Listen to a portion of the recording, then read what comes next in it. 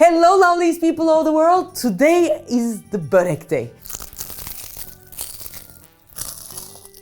And I would like to show you how to make a börek with mincemeat, crunchy outside, soft inside and very juicy. I'm going to do one with mincemeat and half of it is going to be cheese so that our vegetarian friends can also enjoy the delicacy. The greatness of this börek is in its simplicity. We're going to use ready-made phyllo dough, so making of the börek will take less than 10 minutes. The filling is not, but the making is. If you're ready, we can start. We first start with the filling, the mincemeat. I can very proudly, easily say that I am one of the persons who make the mincemeat like döner kebab. And there are few tips. To make the mincemeat, recently in a video, we have talked about it extensively, so I'm putting the link here. If you are interested, please watch it. A few steps will summarize it. Making a mincemeat for the börek, the most important thing is its extensive amount of onions. Here I have 250 grams of ground beef and I have just put it into a wide pan,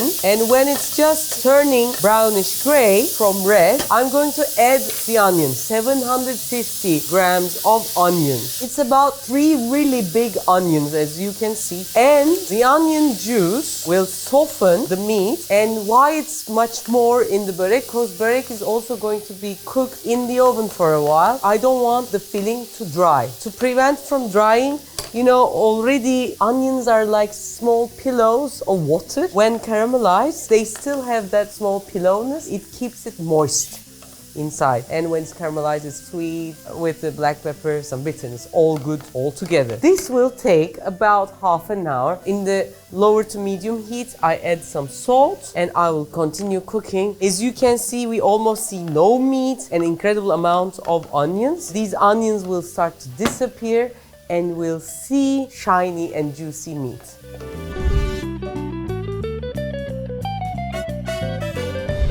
So last minute, some pepper, some salt, and last minute is the perfect, this beautiful thing called nutmeg creates miracles in the mincemeat. Okay, the filling should be cold, so I'm leaving it to get colder. So let's move to the second filling.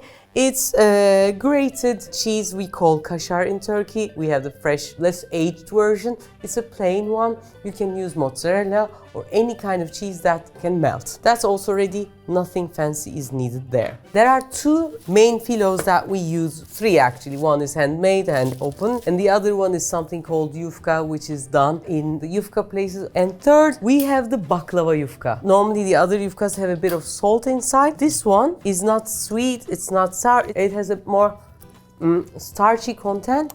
And when it's cooked, it's much more crunchier. So it's going to be like a baklava texture, outside and inside sweet, nice minced meat. The only additive that we're going to use is butter. So I have 3 tablespoons of butter and I'm going to melt it but not heat it. On the halfway through that it's melting, I'm going to turn off the heat so that it's not going to be boiling. Because if you put boiling butter to our phyllo, it's going to make it more mushy and we will lose the crunchiness. I'm going to use a pan this big, enamelware, our product. Just put a few drops of the butter to the bottom for it to not to stick. I don't need any baking sheet or anything. Usually to make a börek tastier, we can add few things. One of those things would be eggs. The other one could be some milk, some cream, and always butter, and sometimes few of them together. But this time, as I want it to be more like a baklava, I'm just going to have the butter. First, I'm going to make the cheese one to let my meat cool. Just put the cheese like this. 3 handfuls full of the ingredients. On the last part, we don't put anything here. Normally, to make this börek, we put a rolling pin, but they are thick. So we're going to make a smaller one. I'm just going to use chopsticks. 1 chopstick in here. If you don't have chopstick, you can use a pencil as well. It works as an agent for me to easily squeeze and leave a space in the middle. I am not squeezing it at all. I want the air to get in, so it's going to be more crunchy. Then I loosely roll it so that the air gets in quite nicely, like this. And then when it's done, in my hands or on the counter, I squeeze from both sides, creating natural wrinkles. And then I bring it here, pull it out. I'm going to do few layers, same way with cheese. Because there are so many lights in the studio and it's quite hot, this phyllo gets dried really easily, so there are cracks, but don't worry, as you have realized, it was wrapped in a damp cloth. That's really important. It prevents it from drying up. Now, actually, the mincemeat part is almost the same. Drops of butter. For vegans, it could be olive oil as well, no problem. I'm going to do it with my hands, guys. Better way to distribute it. To tell you the truth, this is rich börek. The filling about 250 grams of mincemeat, 200 grams of cheese in a small börek like this is kind of rich. But we can also eat it like mantı. That's how we served it yesterday, for example. Just gonna put, for extra crunchiness and taste, a bit of butter. Actually, butter also prevents it from drying. Normally on böreks we put sesame seeds, nigella, but this doesn't need it. Why? Because these wrinkles are going to look gorgeous. So that's it. Now it goes to the oven.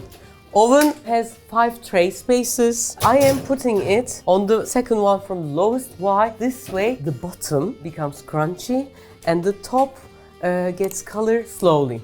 And I don't use fan. Why? The fan is like blowing your hair, dries the outside. If you want the heat to get into the inside, never use fan. In what kind of cooking do we need fan? In something that we want to create crunch and we want to create it fast, that's when we use it.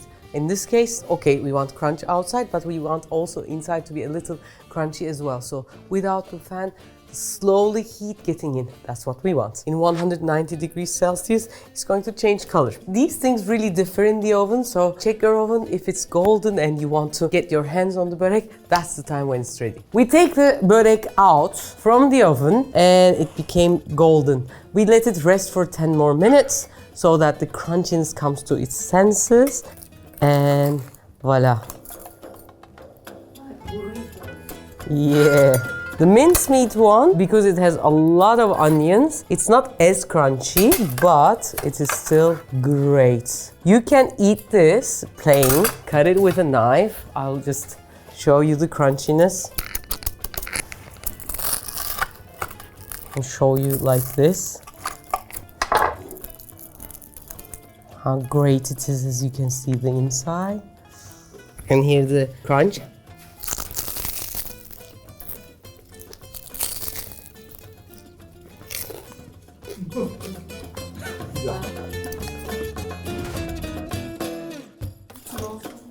So this is what it is. You can eat it together with a bit of tea, Turkish tea. Or you can turn it into a main course, and I will show you how we're gonna do that. We're gonna cut this beautiful thing.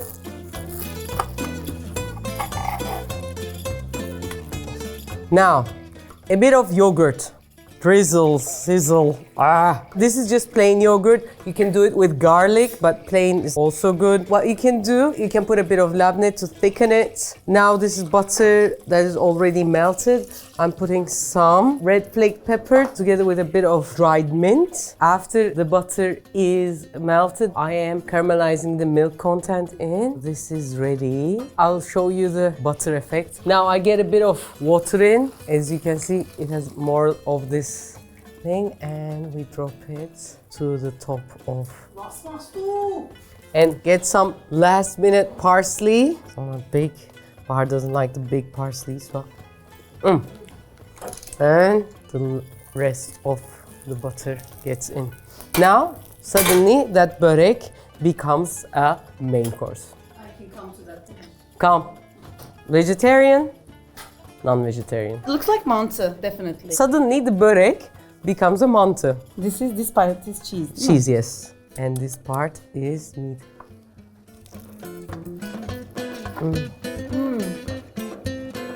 Nice. Even if it's empty, it's very delicious. This crunch, yogurt sauce, the butter on top, it's a perfect combination. But of course with cheese, I can't imagine the meat one. Okay. That's it, guys. Hope you've enjoyed it. If you've enjoyed it, you know what to do. Take great care until next week. And until then, take care of yourself. Make good food for yourself, for your health, for your psychology, and share it with your loved ones. Bye. Because we got really excited, we forgot to show you the inside of the meat one. This is the inside. It's very juicy, crunchy on the outside and the corners like this. And inside it's very juicy and meaty. And when you eat it, heaven.